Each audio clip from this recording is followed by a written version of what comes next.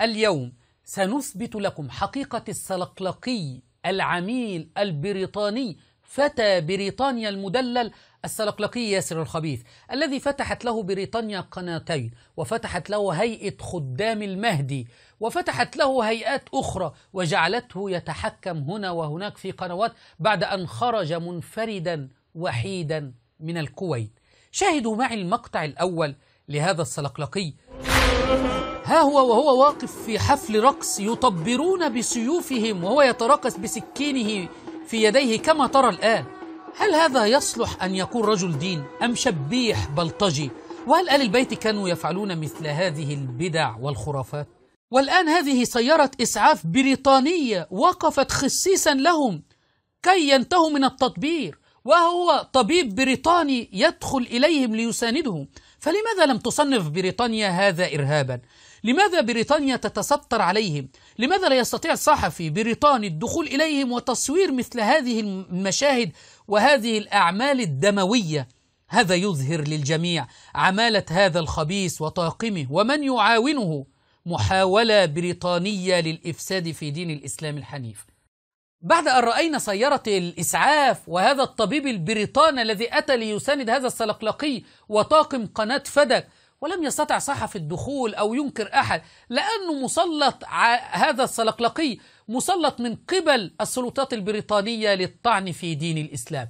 سنرى المقطع الثاني معنا وهو واقف ومن حوله يطبرون والدماء تسيل، وهو واقف لا يوجد عليه إلا شيء يسير من الدماء، لأنه لا يفعل مثل هذه الأفعال، يضحك على هؤلاء الصبيان فقط.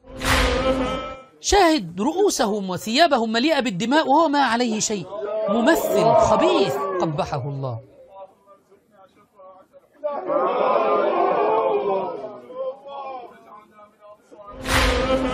حتى في بكائه يتصنع ويخرج أصوات لا تخرج من رجل أبدا. يعني الفيديو الذي ستراه الآن لو أنا عرضت صوت فقط، جميع من يستمع سيقولون هذه صوت امرأة، وليست امرأة طبيعية، امرأة كما سترى.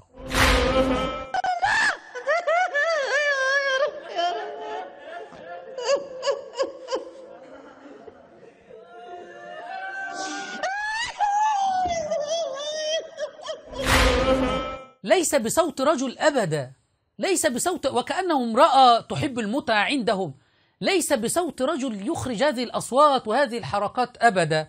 عميل بريطاني. حتى الأطفال لم تسلم من الشعائر الوثنية التي يفعلها السلقلقي ياسر الخبيث. سترون الآن وهو يرفع طفل ويرفعه إلى السماء وينادي ويقول يا حسين، يرفع الطفل إلى السماء وينادي وكأن الحسين هو الذي في السماء، هو يعبد الحسين.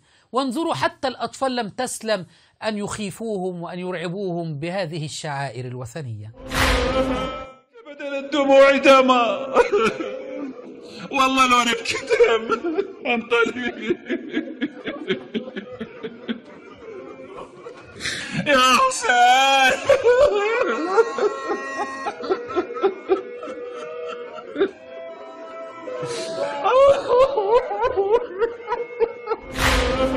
أثبتنا لكم أن هذا العميل البريطاني أتت به بريطانيا من أجل تشويه صورة الإسلام العظيم، وأخرجته من الكويت وجعلت له قناتين كما بينا، وهيئة وأموال وأفلام، يقوم بعمل أفلام الآن.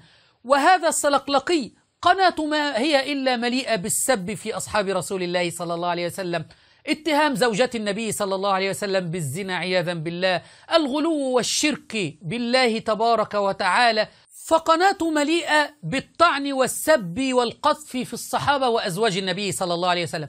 ونحن نتحداه، لماذا لم يخرج في سلسلة حول تحريفات الكتاب المقدس؟